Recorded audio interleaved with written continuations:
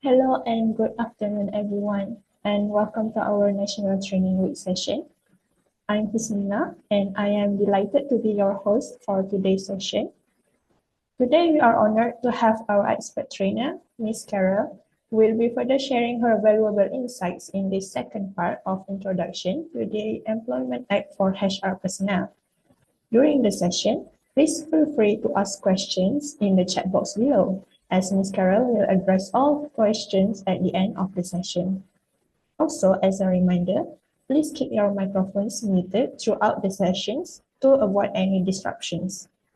So, without further ado, I hand over the floor to Ms. Carol.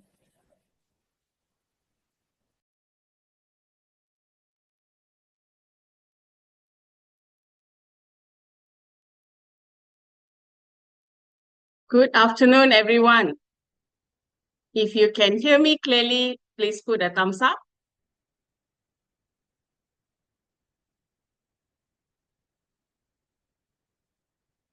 Let's see your thumbs up. Want to make sure that you can hear me. Okay, good. And I've put on the slides. Can you see the slides? Also, you can put your thumbs up. All right, good. I see a few. All right. So welcome back for those who have joined us in the part 1 last month. And welcome to the new participants who are joining us for the first time this month. All right. This is a part 2 session of Employment Act. All right. Let me change the slides. If you can't see, please tell, yeah? All right. So a brief explanation about myself. I've been working in few corporate companies, a few industries over the past 20 years as HR personnel. All right. So I've been in few different HR roles. And my last corporate role was as a HR manager in a logistics company. It was an MNC where I worked for 9 years there. All right. Then I decided to leave. That was about 8 years ago, to leave to become a trainer. So from then on, I've been training. I also do coaching and some consultation, performance coaching, mentoring as well, all related to HR, human resources, and management as well. All right. So including Employment Act. So I do face-to-face, some are online. So like today, we are online, right? Okay, my qualifications, you can see there, I have MBA in entrepreneurship. That's why I came out to be an entrepreneur. And I also have a certificate in those days, long time ago, it was called personnel management, certificate in personnel management. So now is the name is changed to human resources. So the same certification is available, is from MIHRM, so it's called HR management. All right. Okay, so that's briefly about me. If you have any questions later, you can, of course, ask me later, right? Okay. So before I go on to our contents for today, so these were the contents of part 1 last month that we went through. Basically, it's outlining about half of what is contained in the Employment Act. Okay, so we covered the introduction, what is Employment Act 1955, about contracts of service, payment of wages, deduction from wages, employment of women, and we also looked at what are the recent amendments which came into force sometime last year, right? So today, we'll continue on and cover until the end of the Employment Act. Okay, so what we'll cover is types of leaves, hours of work beyond the normal hours, which is overtime, termination, layoff, and retirement benefits, employment of foreign workers, and we'll recap with the recent amendments to the Employment Act 1955. All right. So as I go through, this is module by module. So after each module, let's say number 6, types of leaves complete, you can put in your questions in the chat. So we'll just take about few seconds. I will let you know, okay, any questions, type in the chat, then I can answer you. Or otherwise, you can wait until the end. Then you can put it in the chat. We have a Q&A session. Then you can uh, get the answers from me. All right. Okay, as I mentioned also during part 1, so since we are only covering 2 hours, okay, normally this kind of training I will do either one day, which is 8 hours, or 2 days. Then only we cover a comprehensive employment act, okay? So since it's 2 hours, it's a condensed version, all right? But I've taken out to share with you all the important and major points that you will need to know as a HR or even a new HR person. Okay, the major ones are all here. So I can't cover details and some other clauses because of lack of time. So that one, of course, when we have our full day sessions, then you can attend. All right. So major ones is covered here. Okay. All right. So what are the objectives of learning this? Of course, first of all, you need to ensure compliance with the legal requirements outlined in the Act to prevent any legal disputes with your employees and penalty for employers. Okay, because if there's a dispute, then the employee can go to industrial court, file a complaint. Then if the court finds that the employer is at fault, then there's a penalty to be paid. Okay, not only penalty, you need to spend a lot of time preparing all the documents, your cases, you have to hire a lawyer and pay the lawyer and all those things. So that is why we are learning the act to avoid all that, first of all. Avoid all that, right?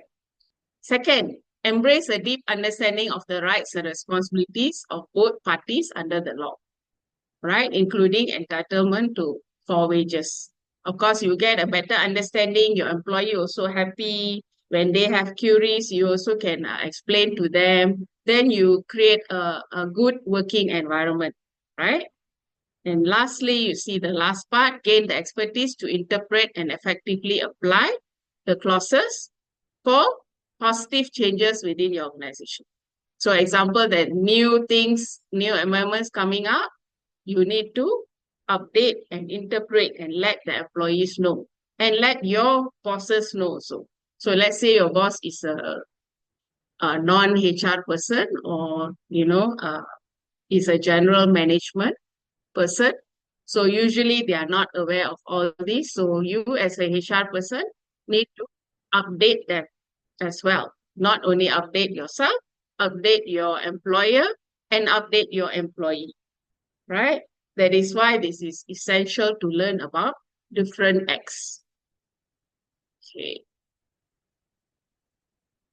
So I've just done a brief explanation, introduction about myself. So now I'd like to know about you. All right. So quickly, I'll give about 5, 6 minutes. Quickly, I want you to put in your name in the chat and what you do and how many years have you been HR role. Let's say you're new, maybe 1 year or few months, just for me to get an understanding of my audience here, because I can't see you. Most of you are, the video is also off, so I can't see you. At least I know who's there. Okay? So quickly put in the chat. Okay, say HR officer 10 years, all right. Safety officer also here. Okay, accountant, account executive. HR for 4 years, right? Cindy, HR for 10 years, right? Very good. Grace, 3 years. Okay. Katrina, 3 years. King Yi, no experience. Okay, good. Good that you're here. I mean, yeah. Ashra, 2 years, 6 months. Shahira, Entrepreneur. Okay, good. Entrepreneur also need to know about the law. Student. Okay, student also good that you are here. Keep it coming. Few more minutes.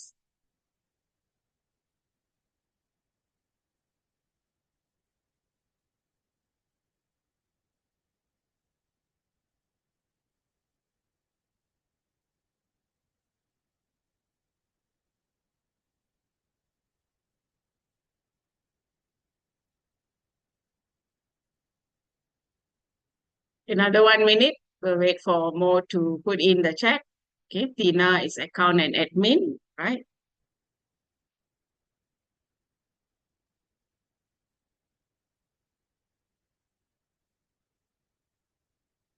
I'm doing a countdown. 1 more minute.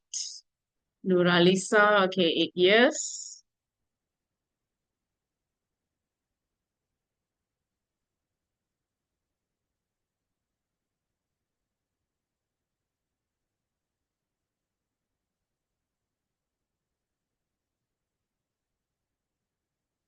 30 seconds.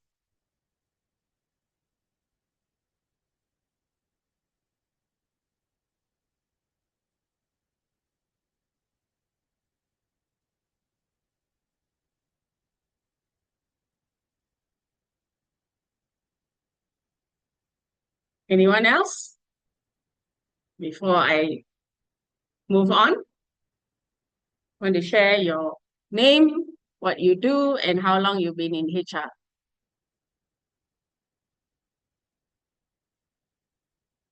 Okay, so we'll move on. Keep it coming. You can still put in the chat later. I will have a look. So for now, we'll move on to the next slides, right?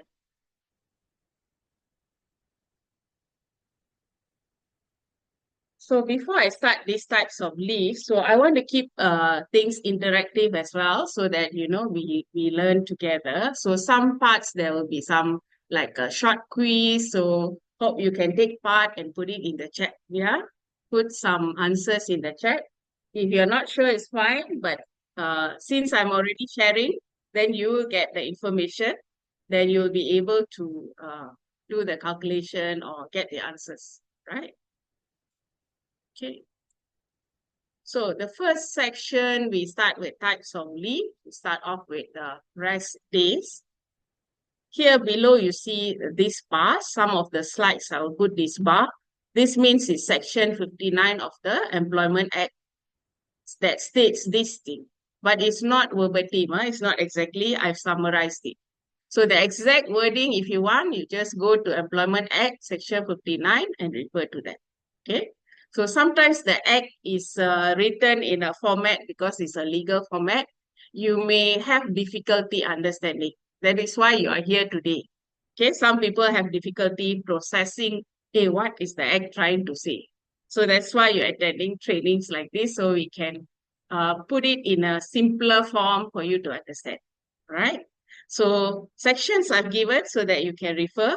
And there are one or two other regulations, which is not Employment Act, but it's the regulations that need to be read together with the Employment Act.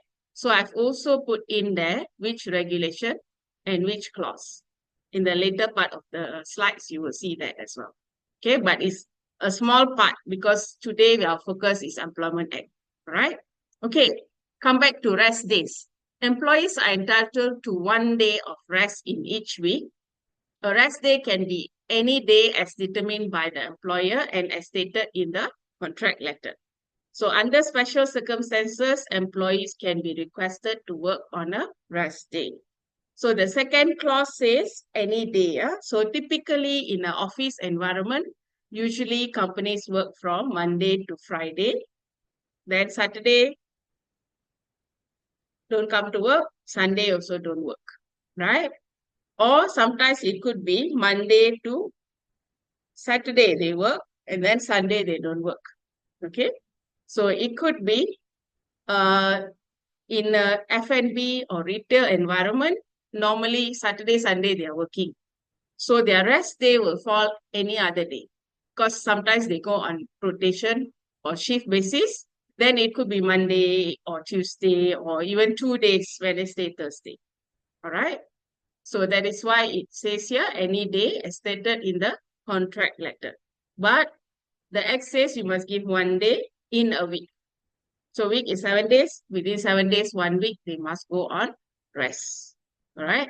And the third line is talking about overtime actually. Right. So where you can request them to come to work and then they will do work, you need to pay them overtime. We'll come to that, the calculation later on. Right. Okay. So I have a question for you. If office workers work from Monday to Friday, Saturday and Sunday, they don't come to work. Okay, no working day. So rest day is supposed to be 1 day. So is Saturday the rest day or Sunday the rest day? Or both rest days? You can put it in the chat.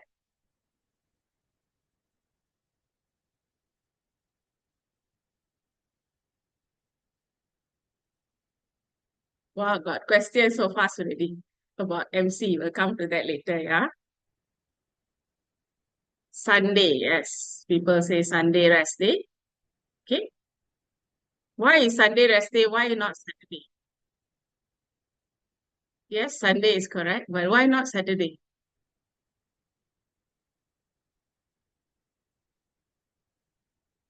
Anyone knows?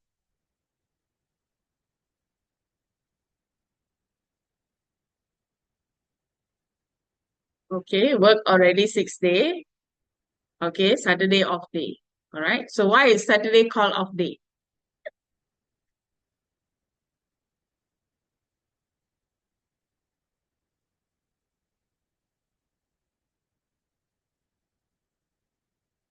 Why is not switch?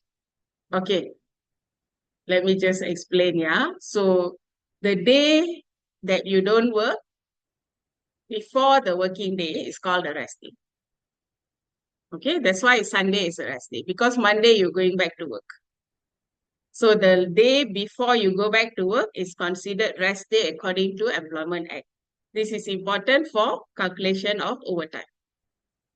All right, that's why Saturday is not called rest day because if you're going to calculate overtime, you don't use the rest day formula. So same thing, let's say retail worker, Wednesday and Thursday, they don't work. They work Tuesday until Tuesday. Then the next working day is Friday. Then their off day is Wednesday. Thursday is rest day. Off day, we are using the term because the term is not in Employment Act. We are just using the term to differentiate between off day and rest day. Okay? All right. So let's move on to the next one.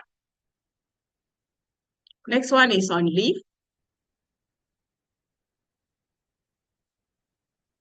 So an employee shall be entitled to paid annual leave, which is 8 days per year if employed for less than 2 years, 12 days if employed for more than 2 years but less than 5 years, and 16 days if employed for more than 5 years. And below, again, I've given another scenario for you. Okay. So this one is not found in the Employment Act. It's found in Employment Part-Time Employees Regulation 2010. So if you're taking a part-time employee, then the leave days is different. You don't follow what is in the Employment Act. You have to go back to these regulations to follow. All right. So it's 6, 8, and 11. So part-time employee, how do you differentiate?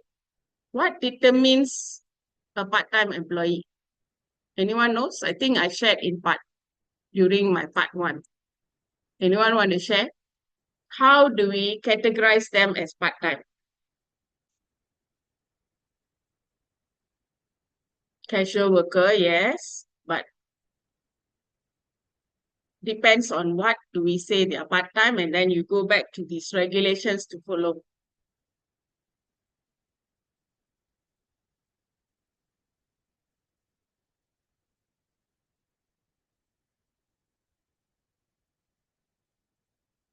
Less than 5 hours working, no.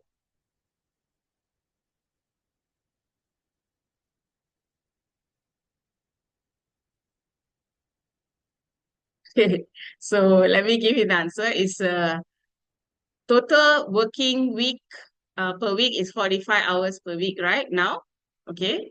So 70% or less. If the employee works 70% or less of the 45 hours per week, then they are considered part-time worker. Yeah, so you look at the context per week, 70% of that. Then you follow the regulations as per part-time employee. There are few others like here only for the leave I put. Few other regulations you need to follow that and it's not covered under the Employment Act, right? Okay, let's move on. Where's my box? Just a minute. Okay, right. So leave is prorated if the employee resigns or is terminated. If at the request of his employer, the employee agrees in writing not to take annual leave, they can be given in lieu or what we call annual leave encashment. All right. Usually it's towards the end of the year. Maybe the employee has too many leaves, 5 or 6 days.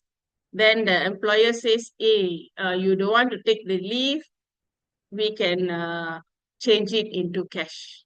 So the employer must propose this, then the employee agree, then can proceed. So it's not for the employee to request. Employer, the decision is at the with the employer. Okay. So employee cannot say, hey, now you must give me cash, cannot. Unless you resign, then of course can be negotiated. Right?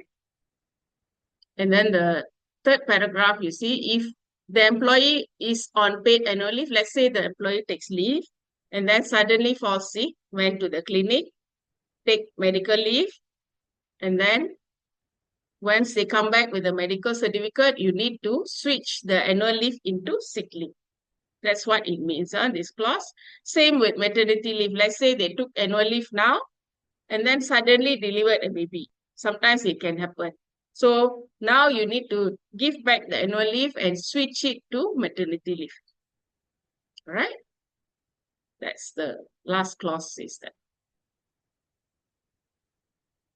Okay, and how about sick leave? Yeah, sick leave. Employee entitled to paid sick leave.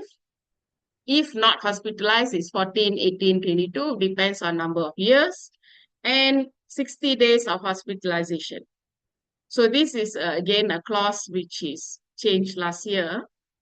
60 days now is separate from medical leave. Previously, it was combined, meaning if the employee has taken 14 days sick leave, then if they are going to be hospitalized, you have to take the 60 minus 14, then they have 46 days only hospitalization. That was previous. But now it's separate. So even though they finish 14 days, for hospitalization, they have 60 days. Okay. And again, part-time employee, I put down here as well for you. It's different days, yeah. And sick leave cannot be prorated. So in my previous company, when I used to, there was one employee we hired.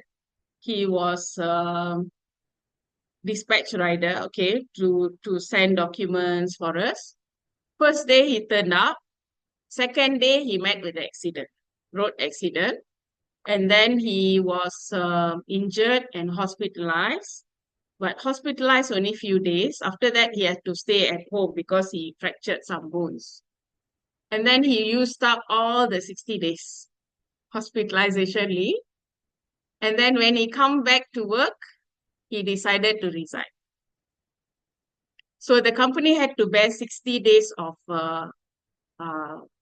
wages for him, which is about 2 months, although he didn't work at all, because it cannot be prorated.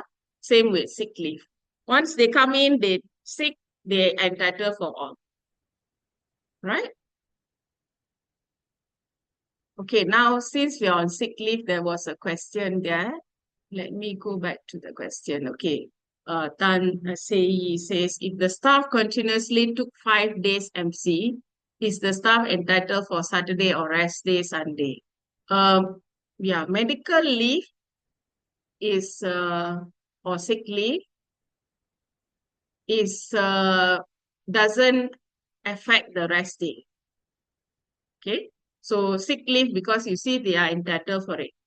They are deemed to be working but unable to work because of sickness, that's it. So rest day, they are still entitled. Okay. Does that answer your question? Say.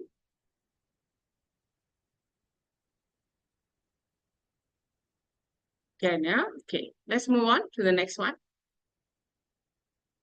Okay. So this one giving you a short calculation about prorated leave. So example, there's two scenarios here. Let's say the entitlement is 14 days. Okay. So the first one, employee joined between 1st to 15th of May, any of those days. So what you can do is there's two types of calculation you can make. Either you calculate by months or days. So it depends on your software. So if you're using software, it should be programmed already. So if software is doing it, ideally you do it by year, by days. Okay, then it will be very accurate. But by month also is almost the same. Okay, so if by month, normally what I used to do is take 14 days, divide by 12 months, okay, to get the prorated leave per month. Then you times 8 months. Why 8 months? Because they join in May, in the beginning of May. So I calculate May to December, they would have worked for 8 months. All right. Then the prorated leave you get is 9 days. Scenario 2, employee joined in the second half of the month, which is the May, between 16 to 31st May. So same calculation, but the months I changed to 7. Because May, they didn't work full month. So minus that out. Calculate from June to December only, then you get 8. Okay, so you may get almost the same with point forms, 0.3, 0.2 and all that. Or some is 0.5. Then you can give them half a day. Right? So this one is good for you to know if employee is asking, then you can explain to them, hey, this is the calculation we do. Or if your software is calculating by days, use that calculation. You need to calculate, let's say they join on the 10th of May, from 10 May to 31st December, how many days there are. Then you take the 14, divide by the number of days, times 14 divided by 12 months is 365 days, then times how many days they would have worked, right? Okay, so there are more questions coming in. Let me address the question if it's related to MC, okay.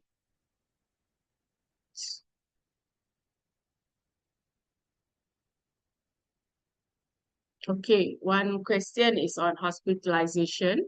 If hospitalization for 5 days, rest at home for a month, hospitalization is considered 5 days only, or the balance rest at home is considered MC? Which MC finish is considered unpaid. Okay. So like the case that I told you, the employee met with the accident, right? He was hospitalized maybe one or, I can't remember how many days, but it was just a few days. Okay, less than 5 days, I think. All right. But then the medical leave is issued by the hospital to say that because he had fractured bones, definitely he cannot ride a motorbike. And even if he comes to office, he can't really work well. He need to recover by not moving so that his bones can heal, right? So the hospital give the medical certificate, then we say it's deemed to be hospitalized. It's as though he's hospitalized. So you just deduct from his hospitalization leave, not medical leave. Okay, so usually it's case to case basis, like the bone fracture, right?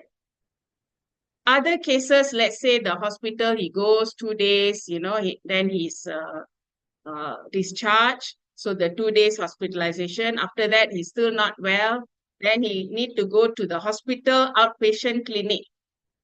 Then the hospital issues the medical certificate. Then that one will be sick leave, no more hospitalization leave.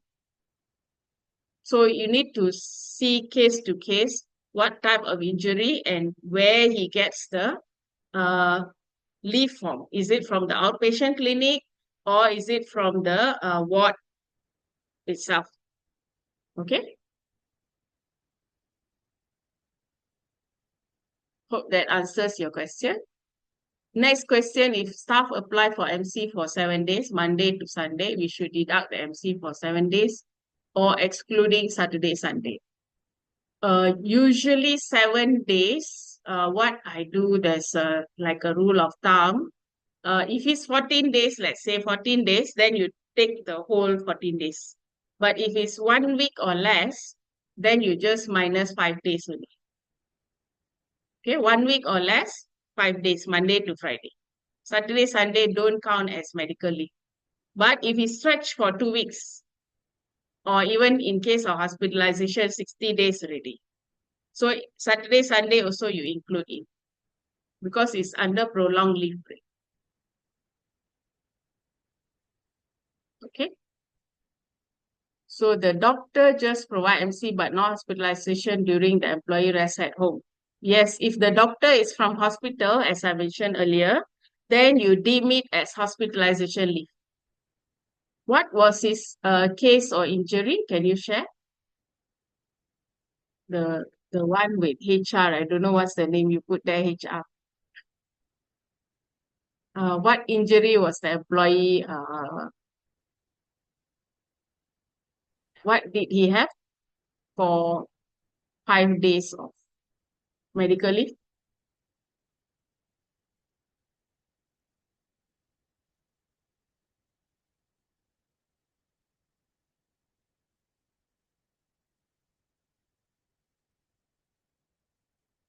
No? Okay, so just see from case to case. If really the treatment need treatment from hospital, then the hospital give medical leave. If the treatment cannot be done in a clinic, he has to go to hospital, then you deem it as hospitalization leave, right? If the injury or whatever that he can do, go to clinic, even hospital outpatient clinic he can go, then you deem it as sick leave. Right? I think that's the easiest way for you to differentiate. Okay? And all these are not mentioned in the Employment Act, yeah? All these details. So why I'm mentioning what I do is what we call best practices. Okay? What is done by most companies, then we do the same. Best practices, HR best practices. Okay, we go on to the next slide.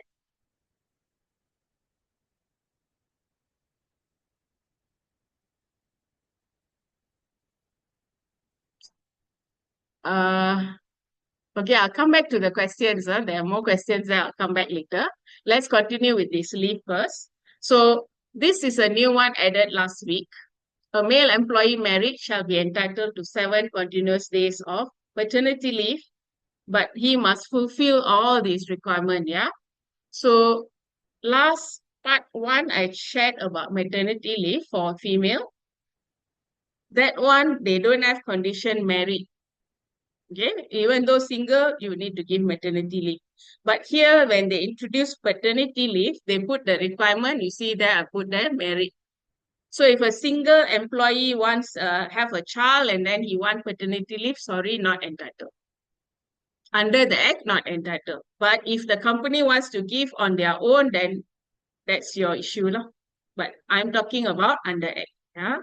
So, and then this 7 days is restricted to 5 confinements, meaning 5 children. All right. Regardless of how many wife he has, doesn't matter. It's not like first wife 5, second wife 5. No. His child must be 5. 5, not 10. 5. Okay. And he must be employed for 12 months before taking such leave. So let's say his paternity leave starting today. Today is what day? 17th of October. So he must have joined the company last year in October itself. He must have worked 12 months. Never fulfilled 12 months, even 11 months, sorry, he don't get it. All right.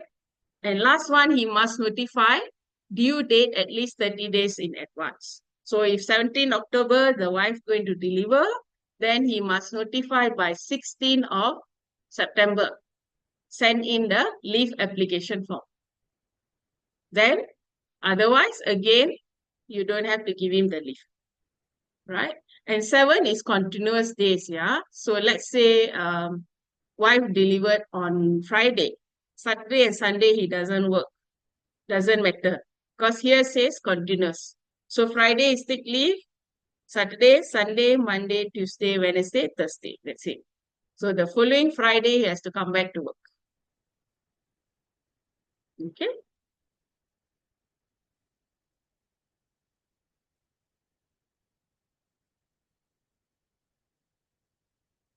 Okay, so before I go to holidays, now I come back to the questions. There's more in the chat.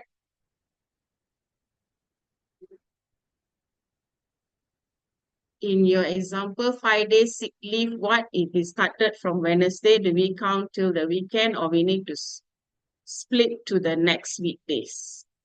As I mentioned, 7 days rule. You have a 7 days rule. So if more than 7 days, then you include the Saturday and Sunday. Okay, but Wednesday means he took 5 days, Wednesday, Thursday, Friday, Saturday, Sunday. So the issue MC would have issued until Sunday. Then Monday he has to come back to work. But he was not working only on Wednesday, Thursday, Friday. So it's not, it's not fair to the employee to deduct another 2 days. That's what I'm saying. So just deduct 3 days. Okay? 3 days of medical leave. Even though the MC stated that. Because why the MC, the doctor won't know. Because like I said, some are retail workers. Doctor won't know when is his off day, rest day. They don't know, right? So regardless, they will just give, they say, okay, this injury need 5 days leave, they just put 5 days. So depends. Sometimes the 5 days is a working day for the worker. Doctor won't know, right? That's why they issue MC that way. Okay. Okay, next question. 7 days MC not continue count as 7 days, including Saturday, Sunday. If the staff work on Saturday, of course, if it's working day, then you minus the medical leave. If working day, even half day Saturday, you minus 1 day leave rate. 1 day of sick leave. Okay. So only applicable for working day if they are MC for 7 days or less. Okay, again, this is not stated in the act. It's just what is the best practices. And again, it's up to the company. Up to the company, you don't want to, even above 7 days, 14 days MC, you don't want to calculate Saturday, Sunday, it's up to you. Okay. All right, next question. Road accident with bone fracture after discharge from the hospital. Okay, so that's your answer. Bone fracture, yes, that's why I mentioned in my previous case, one employee, the same thing. So this one, you should deem it as hospitalization leave. Okay? Because he needs at least 3 months to recover, usually, right? Okay, so Noor Hafina asks, if the husband worked less than 12 months, how apply leave? Yes. This is on paternity leave, right? Yes, less than 12 months. If they still want, they apply their own annual leave. Okay.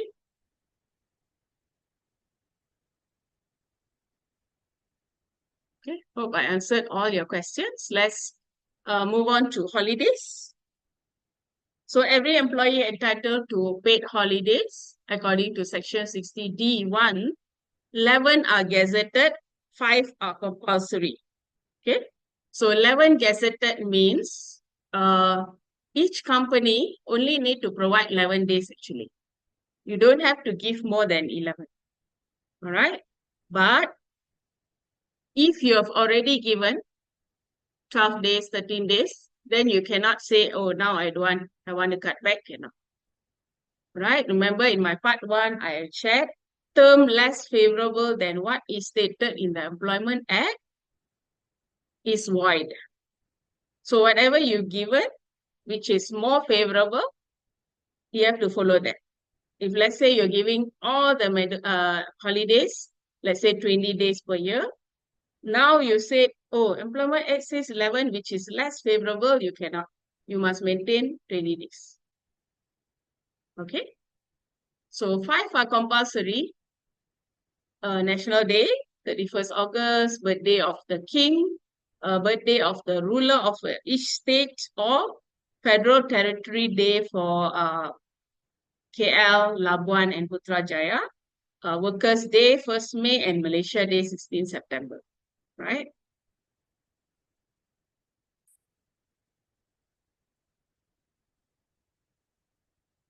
And there's another one also, Holidays Act 1951. If you want more information on holidays, you can refer to that act as well, right? Okay. So public holiday falls on a rest day. Working day following immediately the rest day shall be declared a public holiday. So rest day, remember. So if a public holiday is for the worker, Saturday is off day. If public holiday Saturday, then no replacement. So Sunday is a rest day. Yes, replace it on Monday. Okay. And then the green part, you see, the remaining declared 6 holidays. Why 6? Go back here. Remember 11 and 5 is compulsory. 6, the employer company can choose which one to give. Can say, oh, Chinese New Year 1 day, Hari Raya 1 day, example. The 6 you can choose and display it every year to the employee, say that 5, this one compulsory is there. 6 that company will give is here. Okay. So in my previous companies that I work, we give all public holidays. So, but still every year, by December, by end December, I will issue out a memo to all the employees to say that, okay, these are the declared holidays. So just to let them know, this is the holiday, so don't get confused. Okay. Right. And the last clause, you see the last line, employee who absents himself from work immediately preceding, which is before, or succeeding after. So let's say 31st August is a Wednesday, and it is now become holiday, right? So Tuesday is a working day, Thursday is a working day. So he decided to be absent on Tuesday. Maybe he applied leave, boss didn't approve, then he went disappeared already. Or when Tuesday he came, Wednesday is a holiday, Thursday he decided not to come because he balik kampung. Usually this happens during the long weekend. Coming soon, this end of this month also long weekend with Deepavali. So sometimes the boss never approve. They will just take a ticket, bus ticket, go balik kampung. Then they will say, tak dapat bus ticket, tak boleh balik. I have heard such cases a lot. That's why the act here says they are not entitled for the holiday leave. Meaning 31st August also you don't have to pay them. 30th August you don't show up, it's unpaid leave. 31st August also unpaid leave. 1st September didn't show up, that one also unpaid leave. Okay, that's what it means here. Okay, says, I'm checking the chat, yeah. The company have 30 days. If the staff take MC from Monday to next Monday, we will deduct is 8 days instead of 6 days. It should be can. If the MC says 8 days, yeah, then you can deduct 8 days.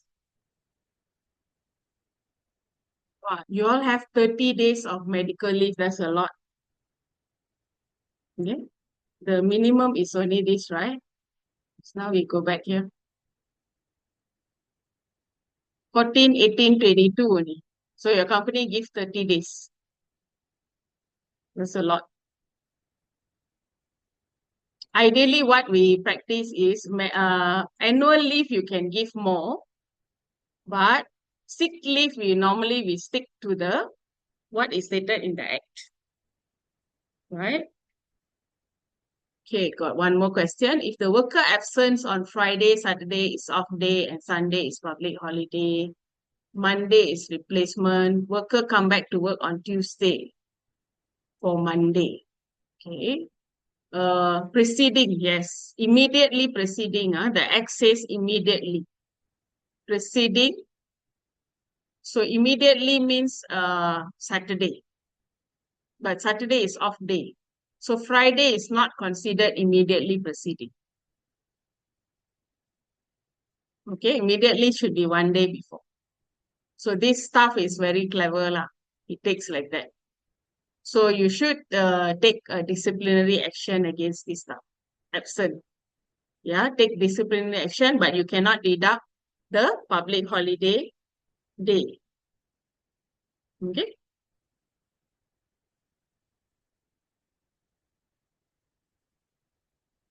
Clear? All right. Okay, let's move on. So that's all for the leave. Any other questions on leave before we move on to the next section?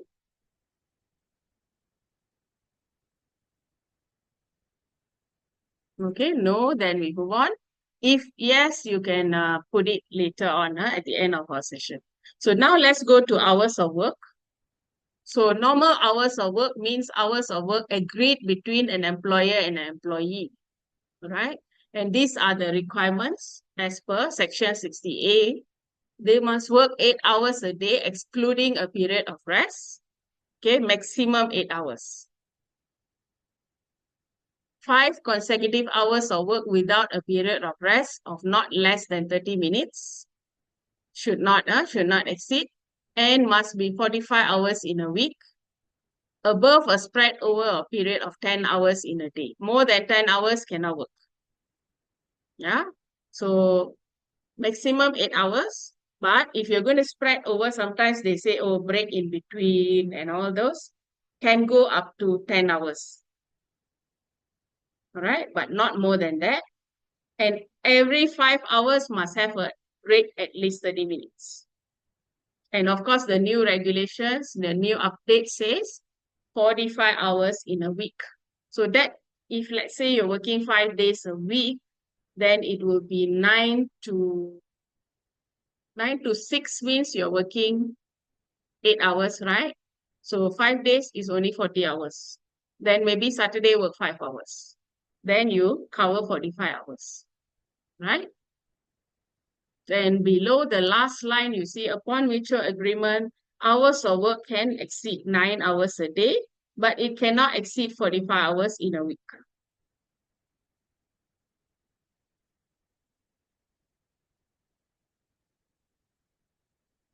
Okay. I'll come back to the questions later. I see some questions there.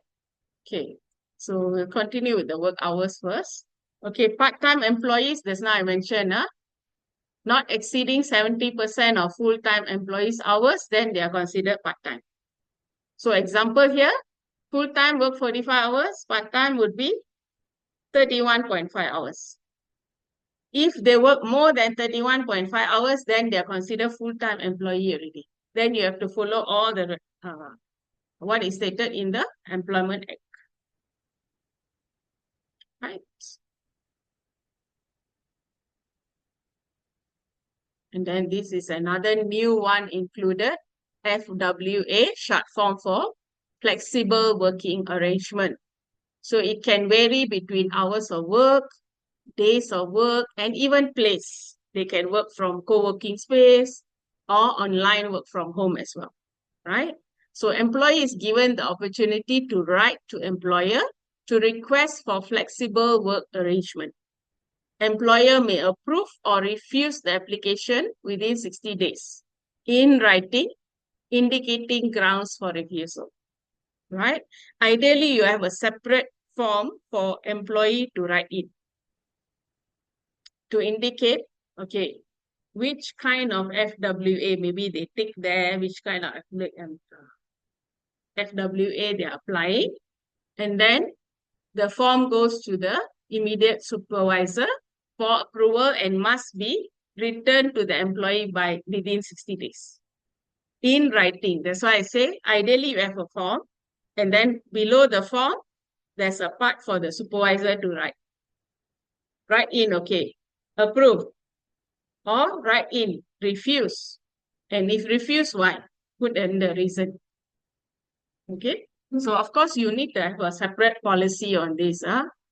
I'm not sure whether you all have. If you don't have, please come up with a policy because there are many types of FWA and some may not be relevant to your industry or may not be relevant to your certain department. So example, if you're manufacturing production, some people have to be there on time. 9 o'clock, 10% have to be there. Otherwise, the machine, the production line cannot run. So you cannot say, oh, 4 of them want to come 10 o'clock, 6 come at 9 o'clock. Then, tada jalan. So that type of department, you must inform them, okay, you are in this production department. What kind of FWA is allowed for you? And what is not allowed? And why? Simple, huh? Give an explanation in the policy so that when they write in, they won't write in. They won't ask it. So production also cannot ask for work from home. How to work from home? Maybe you have a QC, quality checker. How to work from home? You need to be there to see the product, right? So policy would be very clear. If not, everybody will write in FWA. Then HR will get headache. Right? So clearly indicate what is allowed for which department and what is not allowed. And for refusal also, it's ideally you put down why refuse. Give an indication to tick for the supervisor to tick so that the reason is not frivolous or invalid. Okay? Because if it is, then the employee can go and complain. Where do they complain? You all know, right? Where do they go and complain? To JTK, Jabatan Tenaga Kerja or Labor Department. So we don't want that. So make it clear everything, the form. During my one-day training, I actually share the form as well. Okay, and also the policy. Make sure the policy is airtight. Okay, so that is on FWA. And this one is some other guidelines for you when you're implementing FWA. There's more, but I just put in a few here. So you see, number one, tell them it's not an entitlement. They can say, hey, that employee you let go work from home, I also entitled. Cannot be here because remember it's different for different department and different level of employee. Number two, assess what type of FWA based on company's needs. Proactively publish your policy. Establish a clear expiry period for FWA agreements. So let's say you agree, okay, you work from home. Put in a duration, not forever. Okay, you can put in, okay, from October to December, you can work from home. After that, when December comes, we review again whether we can extend your work from home or you need to come back to office. So ideally, you put expiry date. 5, precisely outline terms and conditions, particularly for business trips. 6, implement guidelines for recalling employee to office. So sometimes they work from home. Hey, tomorrow got some crisis in the office. Customer is coming. They need to see you face to face. Then you have to come back to office. Okay, if you don't put in the guideline, they'll say, hey, you approve work from home. I don't want to come. I want to Zoom with the client. But the client want to see face to face. But this employee say, you approve, ma. Okay, that's why I have to be very careful. Tell them, okay, in case of any kind of emergency, you will be recalled and come back to office. And in what situations? And you must agree to it. Okay. 7, refrain from approving long-term agreements. Opt for renewal, like I mentioned earlier. 8, clearly define the obligation expectations, which could be KPI as well, right? Key performance indicators. And 9, outline the consequences of failing to adhere. If they don't follow, of course, there will be disciplinary action. Then you need to tell them what are the disciplinary action you will take Number 10, ensure application approval are consistently documented in writing. So the X says it must be in writing. Please have them because you want to show black and white. Otherwise, employees say this, that, everyone say this, that, all not documented, cannot prove anything. Okay. All right. So here I put down on the left, right-hand corner, you see here, Talent Corp. Talent Corp is a company or organization under the HR Ministry. They are first established to look for Malaysian talents who went out of Malaysia and to call them back to come back to Malaysia. So they were formed for that purpose, right? But with FWA, they are also involved in the implementation of FWA. Now they branch out to do other things, yeah. And they can assist employer to come up with a policy or to answer any questions, consultation. All right. So if you need more information on drafting FWA and all that, you can reach out to Talent Corp. Okay.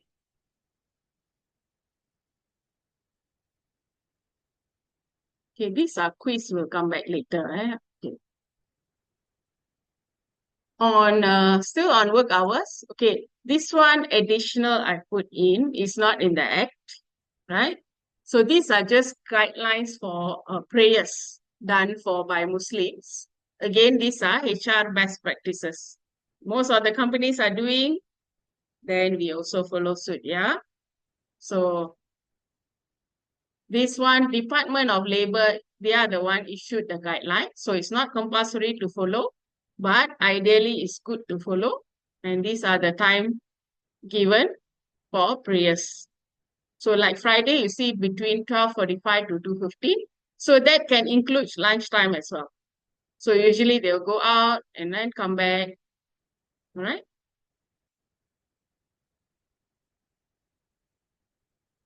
And then we come to work hours still. This is on shift work. If you have a company who has shift work that employees need to do maybe overnight, like security guards or some even production factories, they also work overnight. Okay, those days were very common. These days, there are few as well who work at night as well because they want maximum output from their machine. Okay, so there are rules to follow. So like here, they still follow the 45 hours of work period, but variation. So the variation is, you see that within 3 weeks, you average out the number of hours they work, then you arrive at 45 hours per week. So it's not necessary to follow 45, 45, 45. So example here I've given, it can be 51, 46, 38, but all add in, divide, average is 45 hours per week. You have to meet this requirement, then can go. Because shift work, sometimes 8 hours is difficult. That's why they give this leeway. All right, this is found in section 60C, P, and Q. And number of work hours can be until 12 hours per day. Like security guard, you know, they work 12 hours a day, right? That is considered normal working hours. So meaning of a day, same thing about shift work. Meaning of a day means 24 hours. And rest day for them is after every 30 hours. At least 30 hours of rest day they must have. So usually for other normal workers, Saturday, let's say they work from 9 to 6. Example, if they work full day, then from 6 to 12 is 6 hours, right? And then they will have Sunday, no need to work. Then the next Monday, they only go to work at 9 o'clock, right? So it could be more than 30 hours or so. So for shift work, they put the requirement at least must have 30 hours of break. Okay. And number 5, holiday is the same. If the holiday falls on a rest day, they will substitute to the following day. Okay, this is found in section 59(1).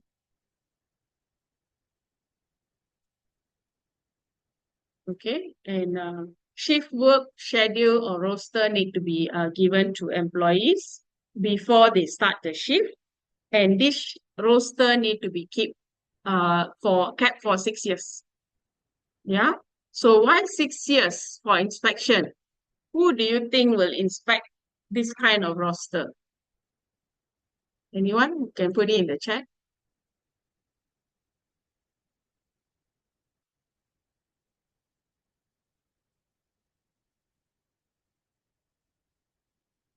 Why kept for 6 years?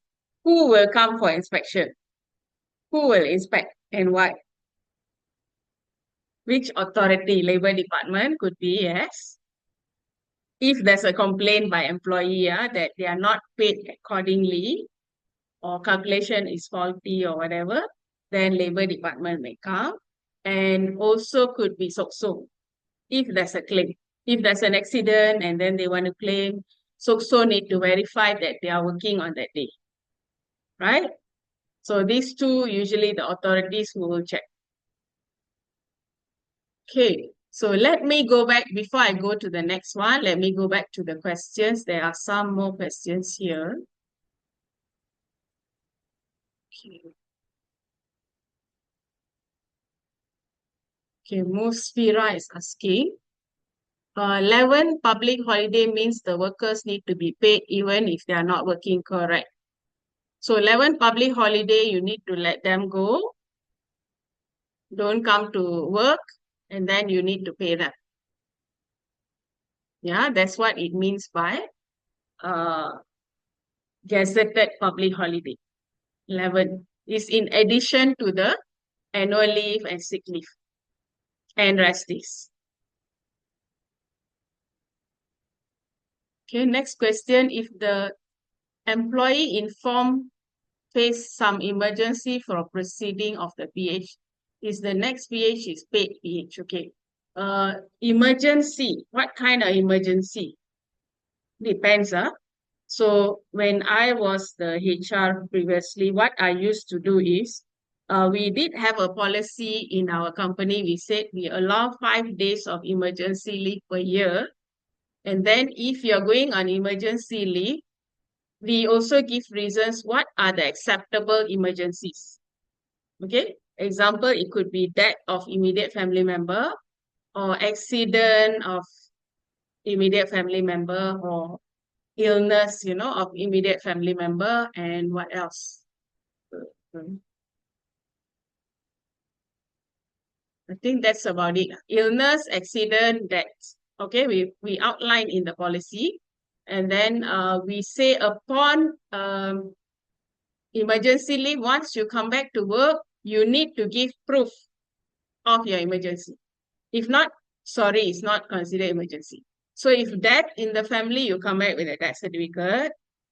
If you send your immediate family to the hospital, come back with a hospital admission form, or you send them to clinic, emergency clinic time off form, or accident or whatever, you made a police report, give a copy of the police report. Okay, then we consider emergency. Then, of course, the PH as mentioned in the act, then you don't need to deduct. You can say it's really emergency. He really couldn't make it, not simply absent. So we don't deduct the PH. Okay, so you need to give details of what emergency. Otherwise, simply blanket, you say emergency, all can, then it's open for abuse. Okay. Car breakdown, normally I won't say emergency, yeah. Okay. At one time when I was working as a HR officer, my boss was a HR manager, okay? So I did have a problem with the car, but I'm not the one who's taking emergency leave, For 4 years I worked there, I never took emergency leave. So on that day, my car really broke down. Okay. So I messaged my boss and said, sorry boss, my car broke down. I need to send it to the workshop. Then I will come later, right? Uh, you know what the reply I got from my boss? Get a new car. So for her also it's not acceptable. Car breakdown, emergency, not acceptable. So what I did, I left my car at the roadside. Lucky it was not blocking anyone. I left it there and went to work, took a taxi and went to work. So after work, I go take my car, call the tow truck and send to the uh, workshop. Okay. So that was me lah. Okay. And I expect my employees also like that. My boss also was like that. So car breakdown because you didn't maintain your car or your car too old, then there's an alternative, take Grab or take a taxi and come to work. Okay, let's see another question. Okay, car breakdown, that's why I said for me, I won't consider because I myself left my car at the roadside and went to work because my boss said buy a new car. Okay, another question. Can AL replace with cash determined by employer when to pay? Once month example. Uh, replace with annual encashment, yes. But I would ideally say by end of the year, if they haven't completed, then you switch it to cash or they are resigning. They resign, they say, hey, I will work, I won't take leave, I got back 5 days balance, but the 5 days I won't take leave, I want to work, you pay me for that. Other times I wouldn't advise because employee need rest as well. And company, if you keep paying annual leave encashment, your budget lari already. Yeah, you need to allocate more funds to pay off these employees. Last time my finance were very strict. So don't simply give annual leave encashment, right? Because it translates to dollar and cents. Okay, King Yi is asking, emergency leave deduct on annual leave? No. Emergency leave, if yes, if come with proof, then deduct with annual leave, yes. No proof, become unpaid leave and take disciplinary action. Give either reminder or warning. Usually I will do that. Give reminder, warning for absence and unpaid leave.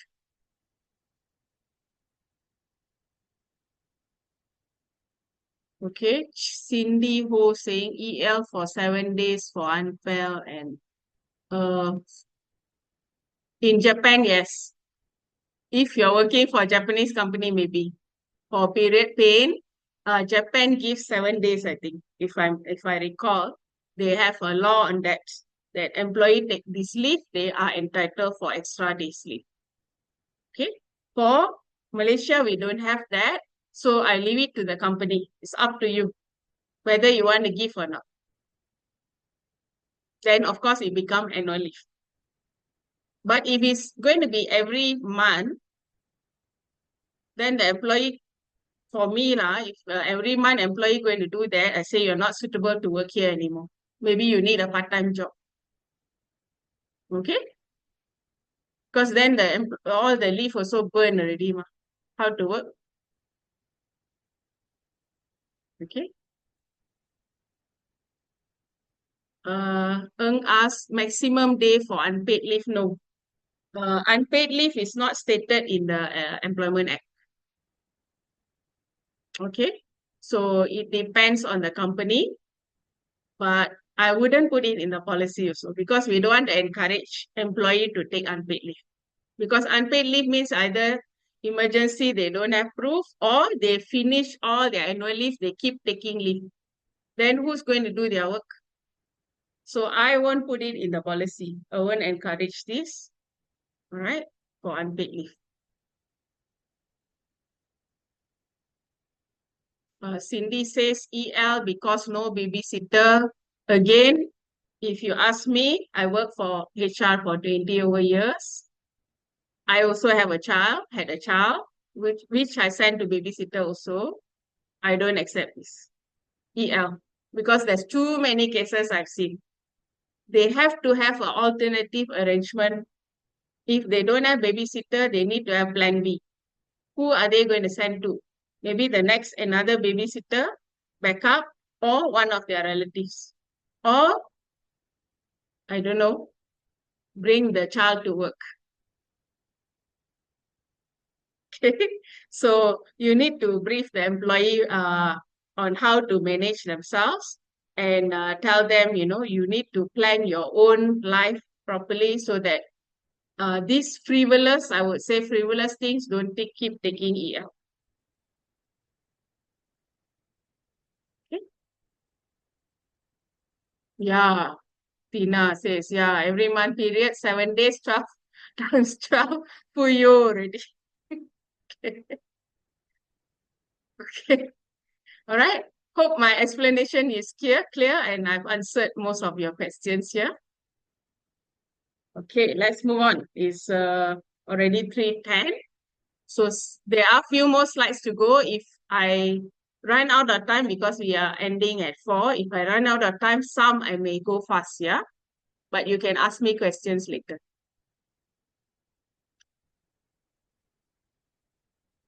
Okay, this one to share with you a case. Dispute on work hours, since we are talking about work hours, yeah? So I will just summarize this case. This is an award by the Industrial Court, which was awarded on the 20th of May this year. It's a Union versus Continental Tire PJ Sdn Bhd. Okay. So I put in a summary, but let me just explain to you, yeah? What happened is the company normally, there is a union, they will discuss with the union on everything related to employee. That's what they're supposed to do, and come up with a collective agreement that they will sign.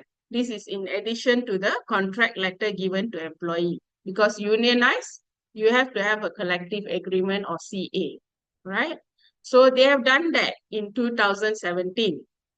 Then suddenly on 2018, one of the engineer decided to change the shift work pattern. They were working on shift, which they used to work 5 days and 2 days off day. But now they're going to change work 6 days, 1 day off, 1 day rest day only. Okay, last time 5 days, 2 days rest day.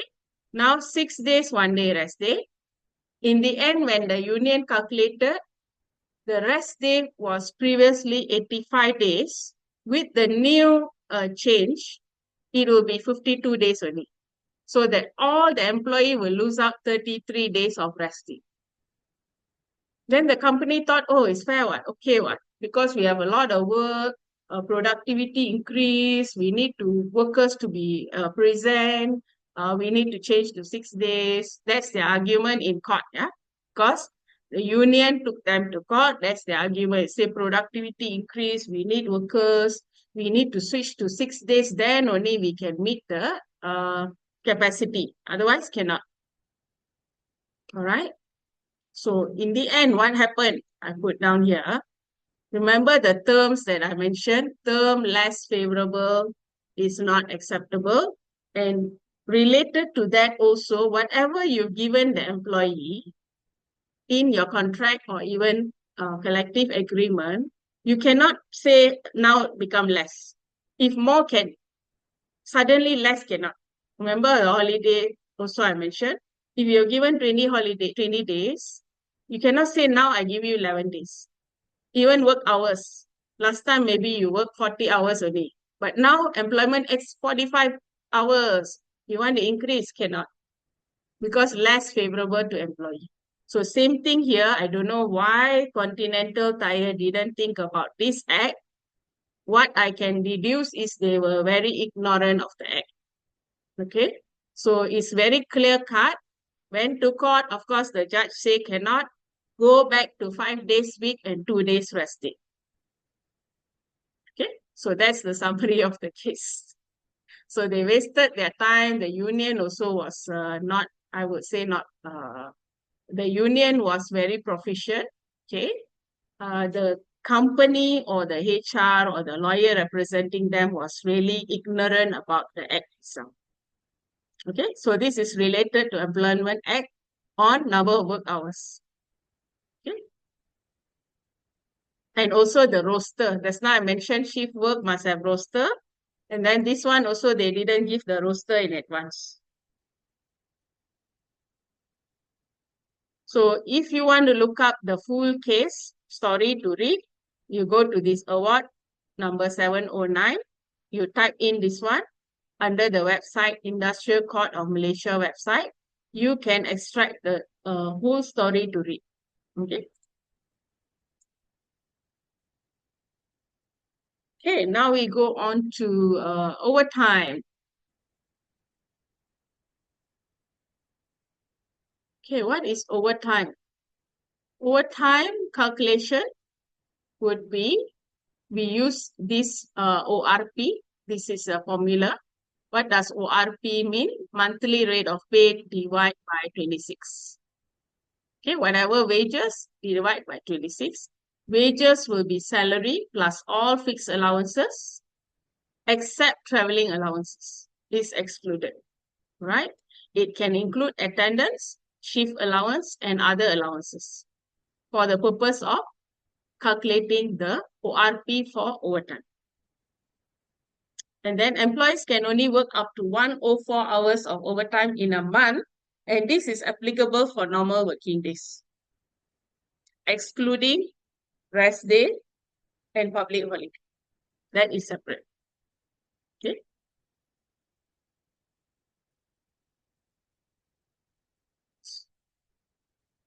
So overtime means the hours of work carried out more than the normal hours of work per day, right?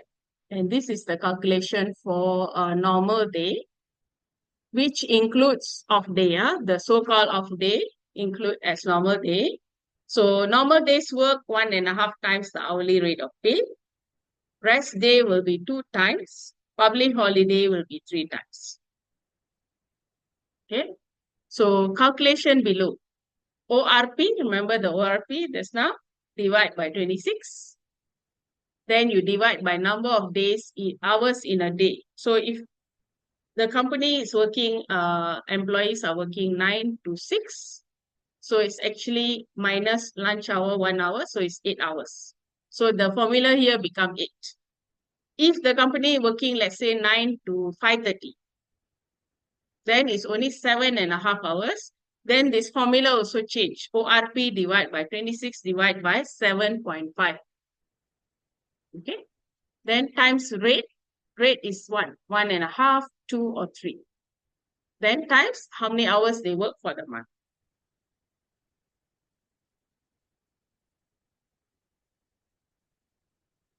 Okay. So rest day, that one is normal working hours. What I mean is, if they work beyond the normal working hours, meaning let's say your working hour 9 to 6, they work after 6. Then this one shall apply.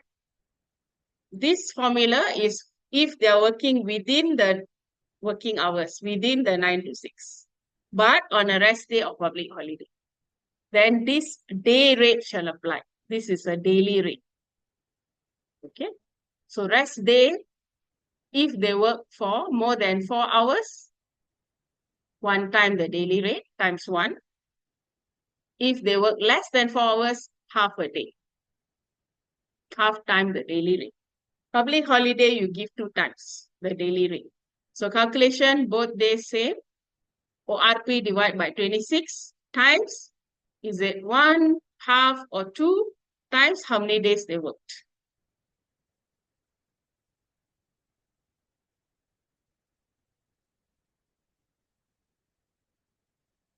Okay, so separate sections are given. You can refer to them there. Okay, these are quiz. I'll skip that for now.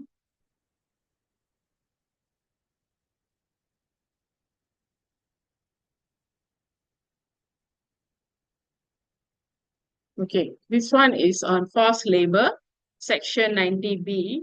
An employer who threatens, disease, or force anyone to work, including like beyond the working hours, normal working hours, force them to work, can be liable, can be fined up to 100,000 or prison for 2 years or both. So forced labor, there's a lot of definition. It's not stated in detail in Employment Act, but you need to follow other regulations. What constitutes forced labor? So usually like foreign workers, it could mean that you hold their passport, meaning they cannot go anywhere. Or sometimes it could be you put them in a like long time ago, I used to work for a company. It's a manufacturing, uh, it's a assembler. They assemble electronic products. So they had Indonesian workers to work in their production facility. So the Indonesian workers were given a hostel within the company premise. So what they do is after work, they just go back to the hostel and the passport is held by the agent. And then the compound of the factory is locked. There's a guard there. So once they go finish work, they just need to go to the hostel. They cannot go anywhere else. They cannot leave the premise because the gate is locked, right? So that would constitute forced labor. This was actually done. Huh? So I joined the company. I found out this is happening. I decided to leave. I cannot work like that, where people are being exploited, right? So, and a few others are like even forced to do overtime and all that. And here I put in, are you all aware of this WFW? It's an app. This is an app you can download from the Google Play Store. Are you all aware of this? I think most employee also not aware. Okay, this was launched a few years ago. This is an app where there are 16 type of complaint. The employee can click and just report to the labor department. Meaning they don't have to go to the labor department. You know, last time we need to take time off, go to the nearest labor department to your office to lodge a complaint. So now all they need to do is go in the app, click which complaint they want to click, put in all their details and send. Labor department will start calling the employer for discussion. Okay, so you just need to be aware of that. I think some employees may not be aware, right?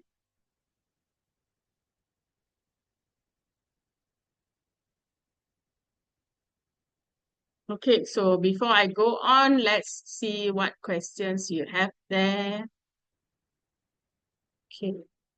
How many days of unpaid leave in a year taken by worker then will be considered the worker is not entitled to full annual leave entitlement for the same? I think it's 30 days.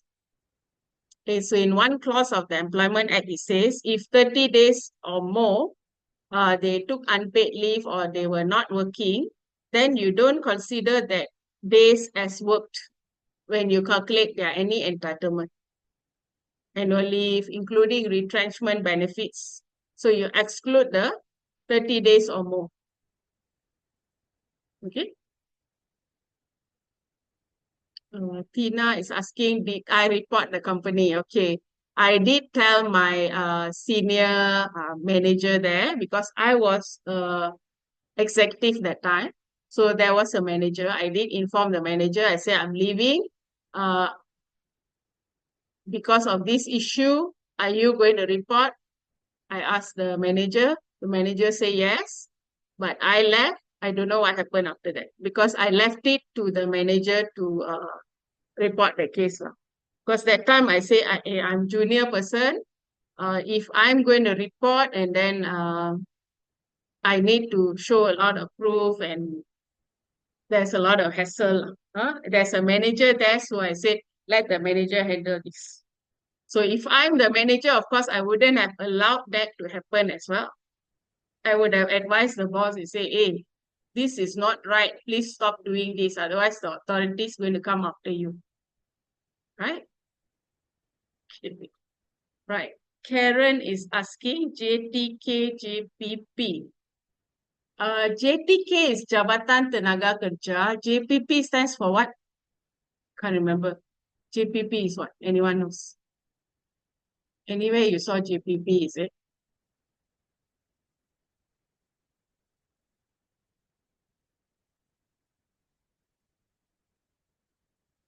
JTK only I know, related to labor.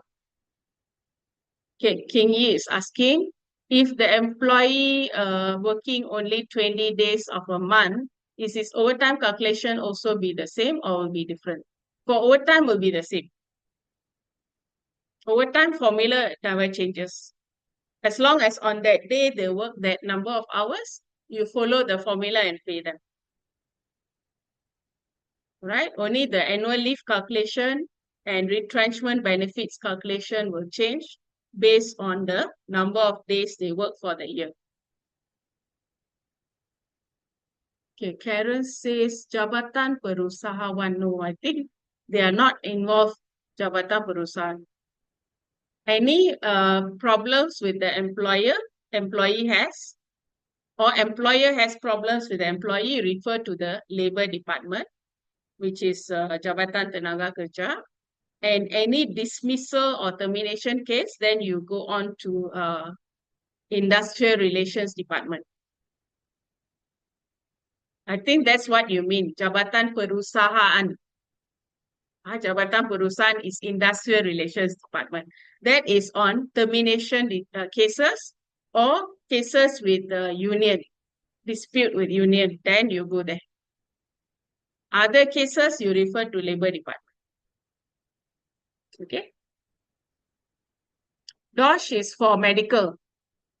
DOSH is related to a company must refer to DOSH for any medical or accident cases. Anything with employee, not DOSH. DOSH is dealing with employer, usually. Okay.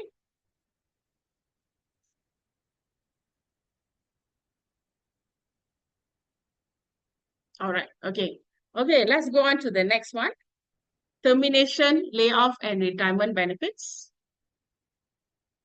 So an employer shall be liable to pay termination or layoff benefits if the employee is employed 12 months or more. Right? Again, this one you see I put here is in the regulations. In Employment Act is briefly mentioned, but more details you have to go to this regulation to refer. Right? The contract or service of the employee is terminated or the employee is laid off within the meaning of regulations. So what it means is we actually only have layoff benefits. Yeah, layoff is another word for retrenchment. Retirement benefits none, termination no. Layoff, layoff.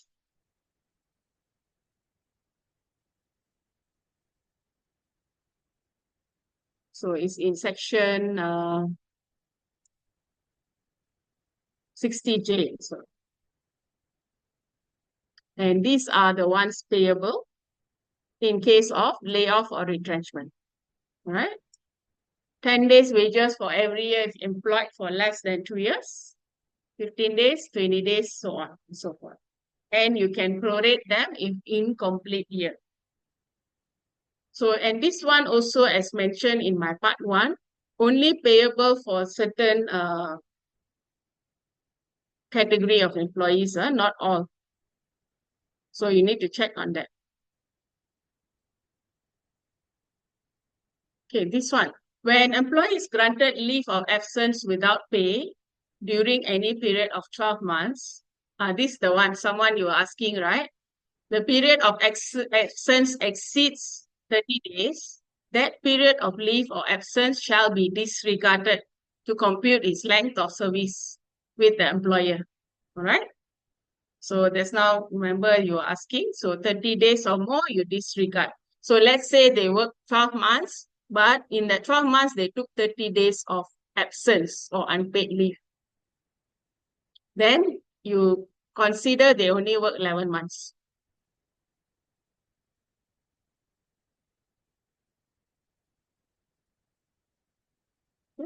And this one, termination benefits not payable for retirement. Okay, that's why this heading is actually misleading. It's in the act. That's why I put there retirement. But actually, retirement you don't need to pay. Under the act, no need to pay. Yeah, terminated due to misconduct, no need to pay. Resignation, you don't pay. Or reason in section 14.3, what are those? If the employee is terminated without notice, where his dependents are immediately threatened by danger or violence. So there's a clause here, 14.3 says, employees suddenly say, hey, I don't want to work here anymore. It's a dangerous place to work. I'm afraid that I will get a disease or somebody is threatening to harm me or kill me. All right, and there must be proof also. So you can say, I don't want to work here anymore. Then if he does that, the employer no need to pay. Yeah, that's what this clause means. No need to pay retrenchment benefits. It's not considered retrenchment because they are the one say, I don't want to work here anymore.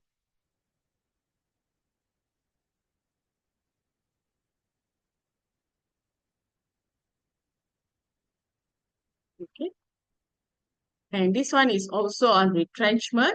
So if the company has local workers, Malaysian, and also foreign employee, they need to let go foreign employee first, then only let go local. Okay. So they cannot say keep the foreign employee and local terminate, cannot.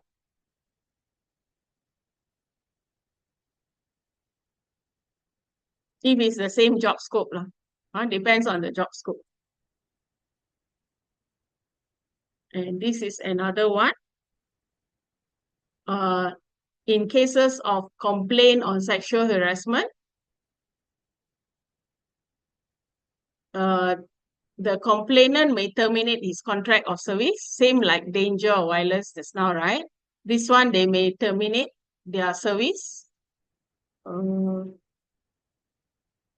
And they are entitled without notice and will be entitled to wages if the complainant has given the notice of termination of the contract of service and termination benefits and indemnity.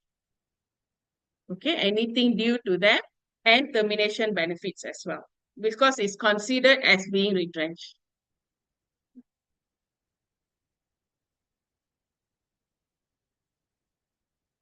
Okay, so talking about this, okay, there's some questions. The next one is case study. Before that, let me go to the questions. Can passport kept by employer once worker want to go out, employee can take the passport? Cannot. Passport, every individual passport need to be kept by the individual, cannot be kept by somebody else. It's against the law. The regulation, the act is Passport Act. Go and read Passport Act. There's another act, yeah. So that one, it says that only the person who owns the passport only can hold. Other people cannot hold. But they can be kept in lock and key. Yes, in a safe can. In a safe can, but somebody, the safe, the employee must have the key to the safe. Meaning they can take it anytime. Not other people have the key, this person have to go and beg them for the key, no. Yeah, cannot, yeah. Yes, Tina says Jabatan Perhubungan Perusahaan. Yes, that is Industrial Relations Department. That is more for termination and union, right? Okay, so we come to another case. This is on retrenchment. So I will just give you a summary, what happened. So this is between Muhammad Azhar versus Air Asia. Award number 14307 was awarded just recently, last month, 19 September. So what happened is, you all know COVID-19 came, and then there was a MCO after MCO after MCO, movement control order, where a lot of things we cannot do, cannot go out, and flights, this is regarding flight, Air Asia is an airline, right? Flights were all suspended worldwide. Most of the flights suspended. They cannot fly, especially out of the country, cannot fly, right? That's what happened to Air Asia as well. So when that happened, what they decided to do is do a retrenchment exercise. So they retrenched. This person was a pilot. Okay. This person was a pilot. Let me go back up. Okay. This person was a pilot. So they have a criteria in their policy. They say they will look at the performance of the persons. And then based on poor performer or not so good performer, they retrench those people first. The good performers, they keep. That's what they did, right? So the captain, of course, was not happy. He took the case to the industrial court. He says that it should be on LIFO principle. LIFO means last in, first out. So the company is there. Whoever recruited last, when retrenchment exercise, push them out first, retrench them. So he said that should have been the case because he works for so many years. He shouldn't have been retrenched. So went to court. Court says, you see what court says here, I put the tick there. LIFO is not mandatory. The claimant was selected to be retrenched due to his poor performance, right? Claimant never disputed, was not victimized. So the court was in the side of AirAsia, and then the claimant didn't get anything. That's the end of the story, right? So meaning it was rightful retrenchment based on poor performance. You can do that as well. Meaning it should be in your policy. So every year you will have an appraisal, right? Performance appraisal. You see who are the poor performance. Some people use the bell curve to identify maybe 10% of the company are poor performers. Then you put them on side. When your company is in trouble, you want to retrench them first. Can be done. But put it in the policy and you must do it company-wide. No favoritism. Cannot say, oh, this department, that one. This department, LIFO cannot. Okay. So that's what AirAsia did, and the judge, the court agreed with them.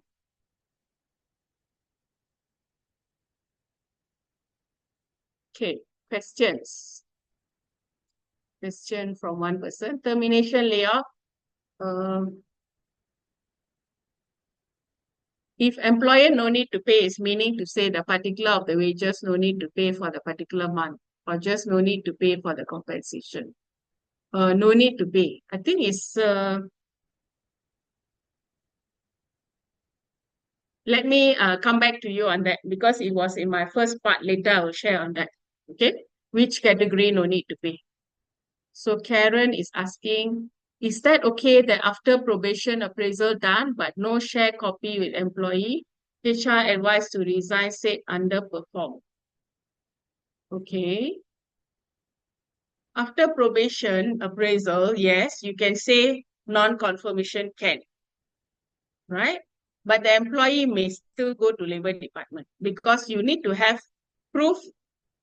Few things, probationer, you can't simply say, you're underperforming, bye-bye. You need to prove that they are really poor performer. One thing first, documented. Another thing is you need to show that you actually did few things to the employee to ensure that they perform. Example, you give them on-the-job training or external training, or you give them proper instructions, you give them information, you give them supervision. All these should have been done and recorded. Instructions, information, training, right? Supervision included. All this documented, done, 3 months, 6 months, appraisal done, inform the employee still didn't improve, then you can say bye-bye. But ideally, what I would do is, what I've done before, don't give 6 months probation because you have suddenly 3 months, you already see that they are poor performer, you have to keep for another 3 months. So what I used to do is give 3 months, evaluate them. If really cannot, I will extend another 3 months. The most is 6 months, that's it. You go beyond, then is victimization already.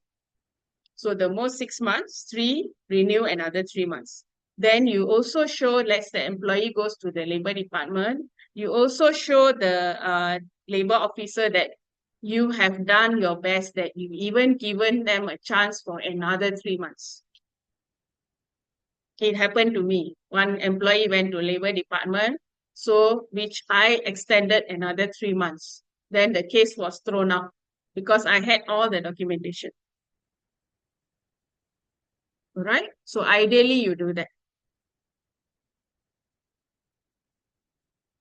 Okay. Performance improvement at less how long? That is PIP, is it? Performance improvement plan. Also 3 to 6 months. You can give 3 months, extend another 3 months.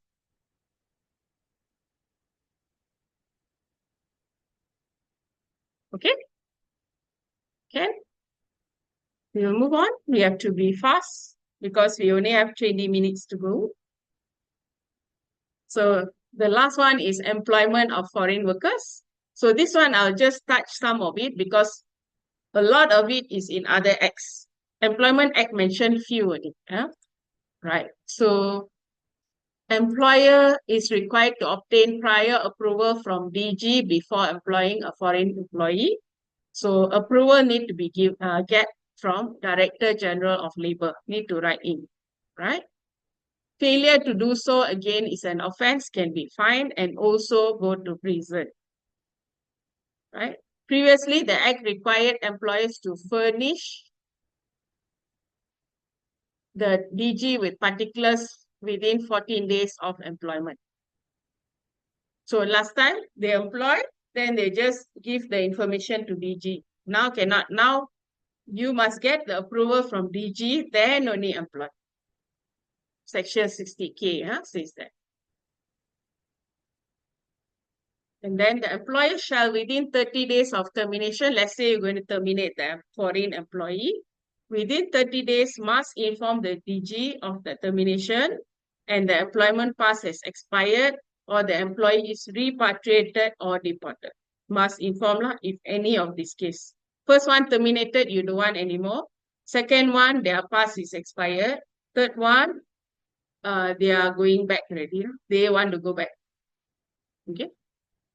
And if the employee resigns or absconds, the employer have to inform DG within 14 days. The foreign employer disappeared, abscond, or say resign, I don't want to work here anymore.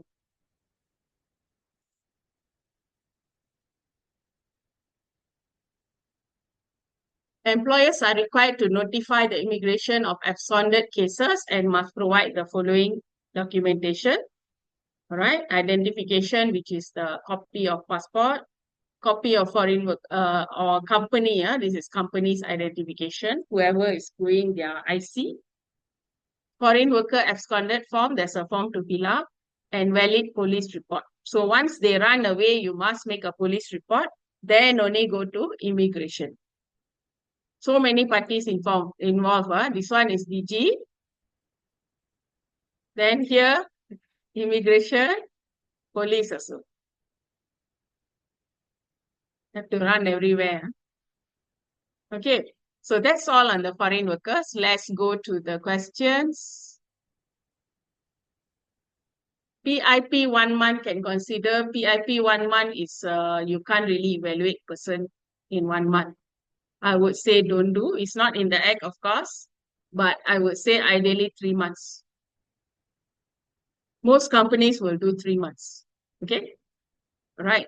Karen say, is it true based on pay range to go to JTK for below 4K or IR court for no?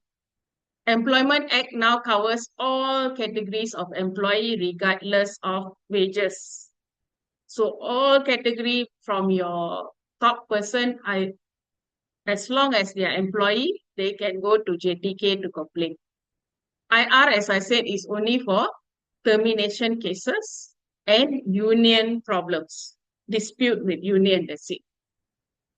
Other problems all can go to JTK. Even if it's your MD or CEO earning 30, 40,000, they are now covered under the Employment Act. Right? This is a new regulation since new clauses since last year.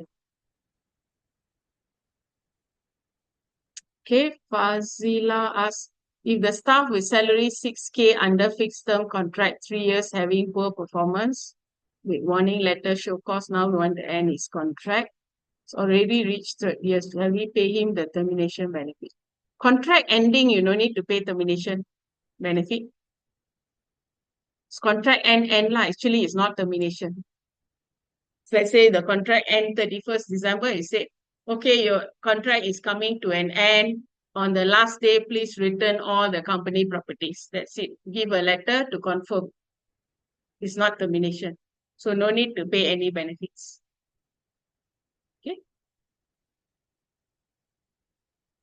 Is overseas worker but work in their own country, not working in Malaysia, is they cover under Employment Act? No. Only those who are working in Malaysia under Employment Act. If out of Malaysia, usually they have to follow the act in that country. Whatever in that country says they have to follow. So if you are a Malaysian company, you send the worker to work there, then you follow the act which is there. Same like foreign employee come and work here. The foreign employee actually is covered under Employment Act in Malaysia. No more under their country, right? Same rule applies. Indonesia worker with penduduk tetap rate IC consider foreign worker. Rate IC, yeah. Rate IC is considered Malaysian actually, right? It's no more foreign worker. It's considered Malaysian. For details, I'm not really sure on that. Okay, with the rate IC, I think it's best for you to check with the immigration department. Check with the immigration department whether they can work or not. Right? But as long as they have IC, then they're considered Malaysian. Why they are given rate? Because they are not born in Malaysia. Okay? They are Malaysian but not born here. They are given rate, and then later they can apply to change it to normal IC. Okay, Eng is asking for termination if the staff is under 1 year contract. After work 3 days, the staff got discipline issue. Want to terminate, need to pay 1 month notice or full 1 year contract. So even if contract, if you say you taken them under contract, they are still bound by the Employment Act. So you need to follow everything exactly what you do to your full-time employee. Same. No difference.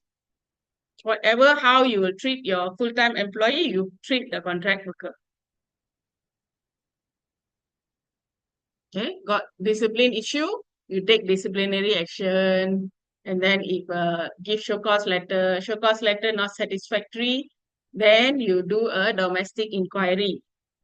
Domestic inquiry, then you find them, okay, not suitable, not satisfactory, then you terminate them. Same procedure. Okay, so cannot simply say terminate, I give you notice period, no, because they are covered under the Employment Act.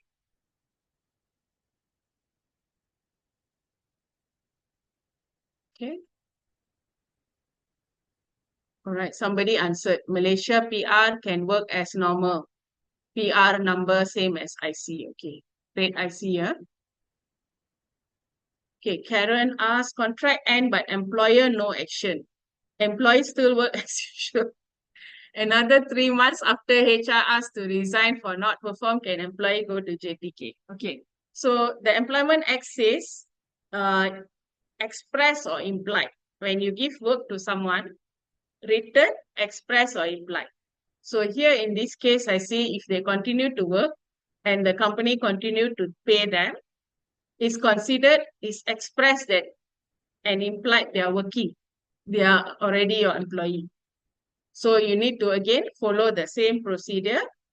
As I mentioned, like not performance, you need to give PIP. And then you need to give renewal of contract because already continue working. Renewal of contract and then put them on PIP. Performance, don't do DI. DI, domestic inquiry, is for discipline case.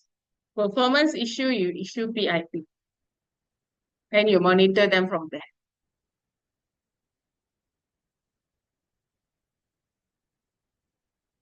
Okay? Right, let me go to our last few slides. So summary of recent amendments. I think it's here. Yeah, it's already here. Good, I put in here. See the number 1. EA will now cover employees as per the amended first schedule of the EA.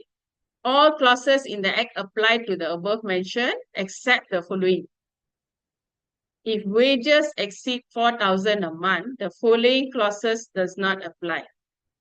Let me see, I put down the following clauses. Oh, I didn't put. Okay, let me open that up. Just give me a few, 1 or 2 minutes. Let me open up the other slides.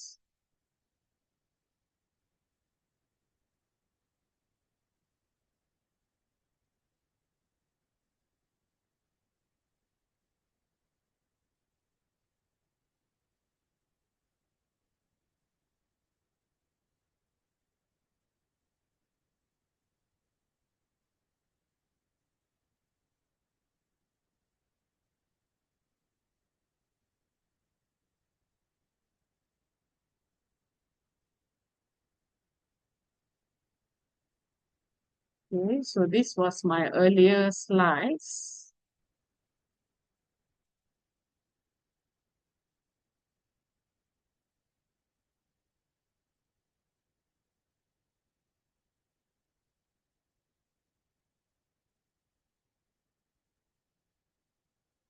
Okay, these are the ones in the first schedule. Those who are earning 4,000 and above, all these they are not entitled. Okay. So 6, 3, 60, 1, 2, 3, 4, 5, all basically talking about overtime. So they 4,001 ringgit and above wages per month, not entitled to overtime. And the last one, see, not entitled for retrenchment benefits, layoff. Only this. The rest, they are entitled for it. Overtime, retrenchment benefits. Okay, this is the first schedule. It says this. That's all. Clear on that?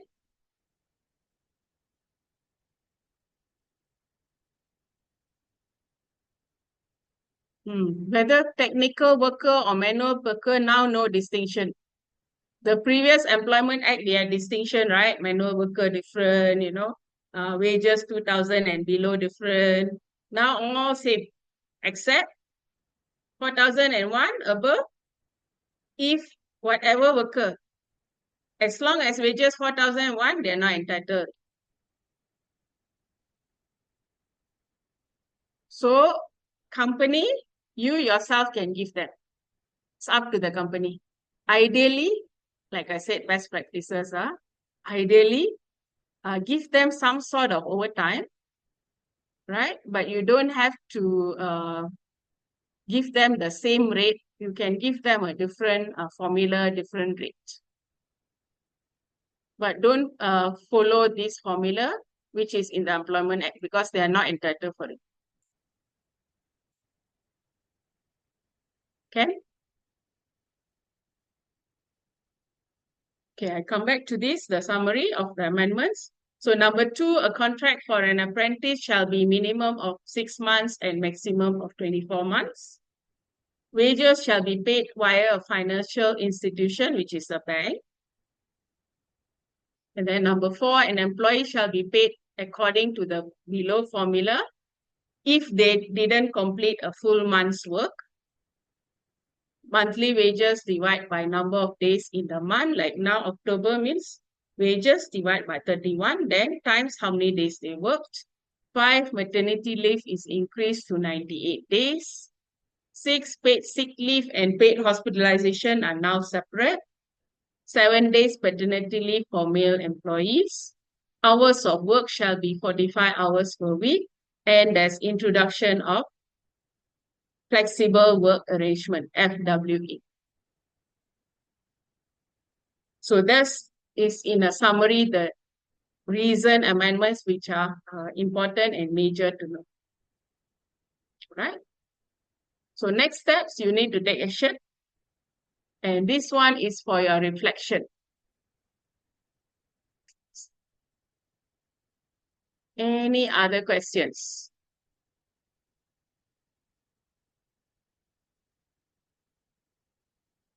Okay. What is considered manual worker? They apply to OT salary above 4K. So now there's no distinction, as I said, no need to differentiate manual or what worker. Last time, manual worker used to be like those who do manual labor, like a driver. Maybe driver to your CEO is a manual worker and could be a truck driver. Sometimes truck driver paid 6,000-7,000 ringgit per month, but they are manual worker. Or could be someone who is working in a storeroom, loading and unloading boxes, also manual worker. Last time, even a pilot is considered manual worker because he's flying the plane, similar to truck driver driving the truck. Okay. So now, no distinction. Distinction is only 4,001 above, no OT, and no retrenchment benefits. The rest apply. Okay, Joy is asking, can we use 3 months fixed term contract to replace the 3 months probation period? What do you mean by that? 3 months contract. Meaning you want to take in an employee, you want them only for 3 months, is it?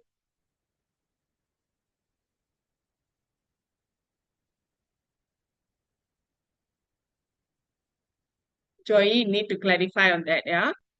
And Cindy is asking, chargeman with salary 7K can claim OT, no claim. According to the Act, 7K already cannot claim OT.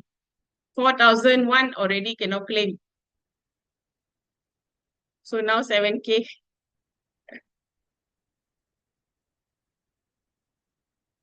According to the Act, as I mentioned, but your company basis, you can have your quantum. Like one of my company last time, they used to have like, if you work maybe, let's say 10 hours in a week, then you're given a one lump sum, maybe 200 ringgit, example. Then if you work 30 hours in a month, then you're given maybe 300. Example, you can have a quantum like that. So meaning 2 hours, 3 hours they work, don't claim lah. Unless you already work 10 hours, then we give you certain amount. If you work 20 hours, then we give you certain amount. You can have, there's different options available, right? You can have your own options.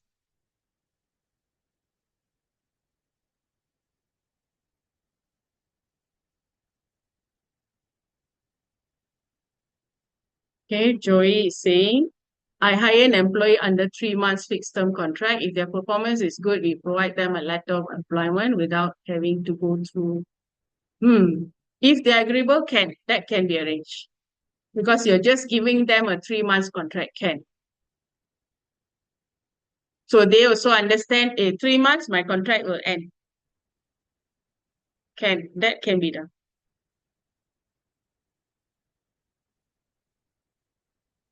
Okay, so we come to the end of our session. It's already going to be 1 more minute to 4 p.m. So if you have any more questions than this, you can please forward it to Excel Academy. They can forward it to me and I will try to answer as best as I can. And then maybe we can email you back. All right. So in the meantime, just look at this is for your own reflections. If think about what you've learned today, which I didn't know before, and how will you change doing things in your organization? And then what additional resources or support do you need? Do reach out to us if you need any more additional support or training. And then what are you leaving behind is what is not working or which is not according to the law that you've been doing, you need to discard that. All right. With that, thank you so much for all your attendance. It's been nice having you this afternoon. Hope to see you all again in another training. Thank you.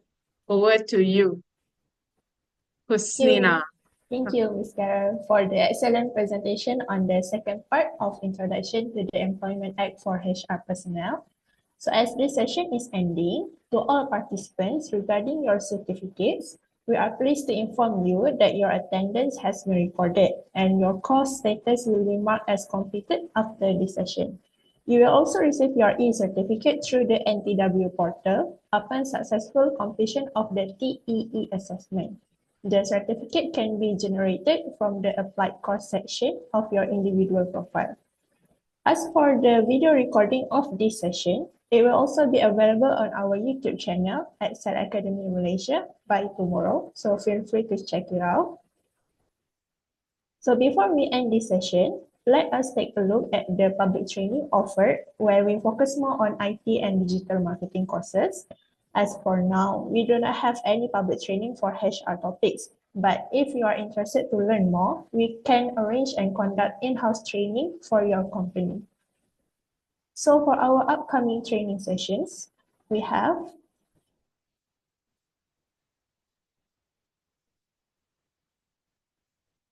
Microsoft Excel, basic level, intermediate, and advanced level. Microsoft Excel, data analytics and visualization. Microsoft Power BI, data analysis and dashboard reporting. ChatGPT and AI tools, introduction to AI tools, enhancing office productivity. Canva Design Bootcamp, and also CapCut for video marketing. So if you are interested in enrolling in one of these courses, please contact us. We also have digital marketing training, which are digital marketing masterclass and digital marketing professional, social media marketing, and also SEO and SEM. Right, thank you all for your participation and have a great day. Once again, thank you, Miss Carol. Thank you. Bye. Bye.